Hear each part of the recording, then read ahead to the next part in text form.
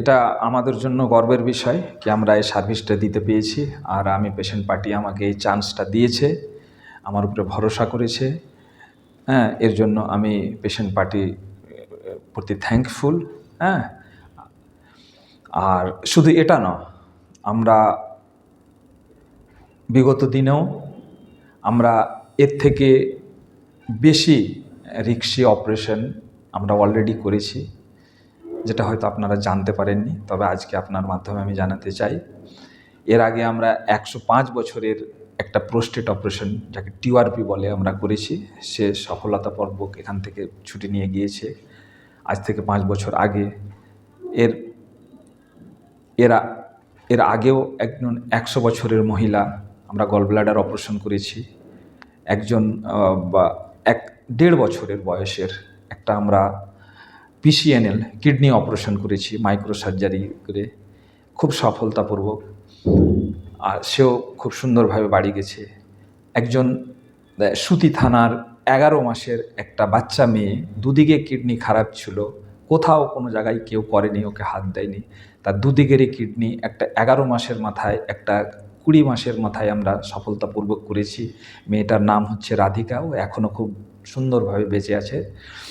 আর কিছুদিন আগে আমরা একটা প্যাঙ্ক্রিয়াজ টিউমারের অপারেশন, যাকে বলে হুইপালস অপারেশন, পেটের সবথেকে বড় সার্জারি, আমরা সফলতাপূর্বক করেছি। এই ধরনের আমরা প্রায় করেই থাকি। আর এটাও বলবো যে হায়াত মেডিকেয়ারকে নিয়ে ফারাক্কাবাসী খুব গর্ব করে। আর হায়াত মেডিকেয়ার ফারাক্কাবাসীর একটা গর্বের বিষয়। আর আমরা আগামী দিনে এই চেষ্টাটা করতে থাকব, যাতে যে হায়াত মেডিকেয়ার প্রতি যে আশা রাখে ফারাক্কাবাসী, ওদের আশা অনুরূপ আমরা নিজের যে সার্ভিসটা আছে তাদেরকে দিতে পারি, এবং তারা যাতে আমাদের প্রতি খুশি থাকে, এই চেষ্টাটা আমরা আগামী দিনেও চালিয়ে যাব। হায়াত মেডিকেলে নাকি ভিজিটটা বেশি হয়, পয়সাটা বেশি নেই, এরকমটা কিন্তু অনেকেই দাবি করে, এই বিষয়ে কি বলবেন? জি, অ্যাকচুয়ালি আপনার প্রশ্নটা এভাবে করা উচিত ছিল কি, রেট নয়, হায়াত মেডিকেলের রেট নয়, এখানে খরচটা বেশি হয়, আমি এটা অ্যাকসেপ্ট করছি। তো মেডিকেল যে ট্রিটমেন্ট, এটা একটা সার্ভিস, এটা কোনো কনজিউমেবল গুডস নয়, যেখানে আপনি কম্পেয়ার করবেন। যেমন একটা মোবাইল, সেটা প্রত্যেক দোকানে কিছু কম বেশি, কিন্তু এখানে আপনার কম্পেয়ার করার কিছু নাই। এটাকে যদি আপনাকে আমি বোঝাতে চাই, তো এইভাবে একটু কম্প্যারিজন করে বোঝাতে পারা যায় যে একটা গাড়ি আছে, কোথাও যদি আপনি গাড়ির একটা টায়ার পাংচার ঠিক করাতে যান, তো ওর একটা বিল হবে। একটা টায়ার চেঞ্জ করতে গেলে একটা বিল হবে। একটু কোথাও ধাক্কা লেগে গেছে, ওর একটু ঠিক করতে গেলে ওর একটা বিল হবে। সে মতো গাড়ির যদি একটা ইঞ্জিন সিজ করে যায়, তার জন্য ইঞ্জিন খুলতে হয়, তাহলে কিন্তু একটা বিশাল বিল হবে। তো আপনার মাধ্যমে আমি এটা জানাতে চাই, আমাদের হায়াত মেডিকেলে যেসব পেশেন্ট এমার্জেন্সি কিংবা অন্যান্য জায়গাতে আসে, সেসব কিন্তু খুব খারাপ অবস্থায় আসে। আপনি এটা নিজেও করে দেখতে পারেন যে আমাদের যেসব পেশেন্ট ভর্তি থাকে আইসিইউয়ে কিংবা ওয়ার্ডে, আর যে আমরা অপারেশন করি, সব কিন্তু খুব ক্রিটিক্যাল পজিশনে আসে।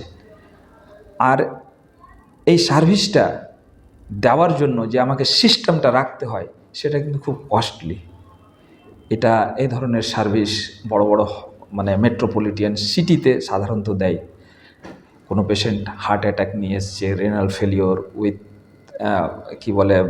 CVA patient, kidney failure patient, এইসব পেশেন্ট খুব ক্রিটিক্যাল পজিশনে আসে, আর আমরা তাকে সফলতাপূর্বক করি। এক্সট্রিম এজ গ্রুপের পেশেন্ট প্রায় আসে আমাদের কাছে, এদেরকেও আমরা সফলতাপূর্বক আমরা ট্রিটমেন্ট করি। এবার যদি আপনার যে প্রশ্ন, যেখানে রেট বেশি, তো এই রেটটাকে আপনি পেশেন্ট হিসাবে পর্যালোচনা করতে পারবেন না, যে এই পেশেন্টে এত খরচা হলো, এই পেশেন্টে এত খরচা হলো, অমুক জায়গাতে এই হসপিটালে গেলাম তো এত খরচা হলো। এইভাবে না ট্রিটমেন্ট করে যদি আপনি ইন্ডিভিজুয়াল খরচটা দেখেন, কম্পেয়ার করেন আশপাশের হসপিটালের সাথে, তো আপনি দেখবেন হায়াত মেডিকেয়ার সব থেকে সস্তা। আমি শুরু করি বেড ভাড়া থেকে। আপনি আমাদের বেড ভাড়াটা জেনে নিন। আমাদের একটা জেনারেল ওয়ার্ডের বেড ভাড়া হচ্ছে 2000 টাকা। আপনি অন্যান্য হসপিটালে দেখে নিন। আমাদের আইসিইউর বেড ভাড়া হচ্ছে 4900। আপনি অন্যান্য হসপিটালে দেখে নিন। এবার হচ্ছে আপনি কোনো একটা ব্লাড টেস্ট দেখে নিন, হ্যাঁ, সিবিসি আর অন্যান্য ব্লাড টেস্ট আমাদের হসপিটালের আপনি কম্পেয়ার করুন, আর আমাদের থেকে অন্যান্য হসপিটালের কম্পেয়ার করুন, আপনি দেখবেন ডিফারেন্স আছে। আপনি ভেন্টিলেটরের চার্জ দেখুন, আপনি ডাক্তার যে রাউন্ড দ্য ক্লক পেশেন্টকে দেখে তাদের রেট দেখুন, আপনি সিস্টার যারা সার্ভিস দেয় প্যারামেডিক্যাল স্টাফ ওদের চার্জ দেখুন। এই প্রত্যেক জায়গাতে আপনি দেখবেন কি হায়াত মেডিকেয়ার প্রত্যেক জিনিসের চার্জ কিন্তু নিচে রেখেছে, কিন্তু যেহেতু পেশেন্ট আমাদের ক্রিটিক্যাল পজিশনে আসে তো বিল তো বেশি হয়। এটা আমি আপনার কথায় মানছি, কিন্তু রেট আমাদের সব থেকে কম। আর এই যে সিস্টেম একটা ক্রিটিক্যাল পেশেন্ট যে আমরা যদি এখান থেকে রেফার করে দিই, সে হয়তো খুব আমরা কমই দেখেছি যে সে পেশেন্টগুলো আবার বেঁচে ফিরেছে। তো এই সিস্টেমটাকে আপগ্রেডেড সিস্টেম এটাকে মেনটেন করতে কিন্তু প্রচুর খরচা হয়। 24 আওয়ার অ্যালার্ট পজিশনে থাকে আমাদের সিস্টেম। এই সিস্টেমটাকে মেনটেন করতে অত্যাধিক আমরাকে কস্ট পেমেন্ট করতে হয়। তো তার ফলে বিলটা বেশি হয়ে যায়।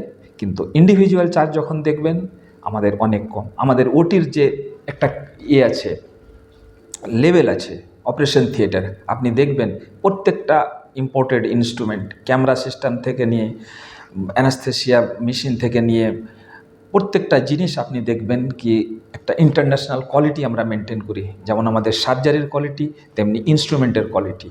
আর দেখেন এই কোয়ালিটিটা মেনটেন করতে কিন্তু অনেক খরচ লাগে। এর ফলে আমাদের যে ক্রিটিক্যাল পেশেন্টগুলোকে মেনটেন করতে খরচ হয়।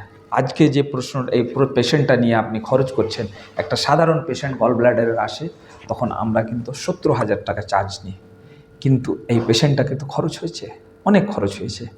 তো এটার কারণ আমাকে কি বলতে হবে আপনাকে? মনে হয় বলতে হবে না।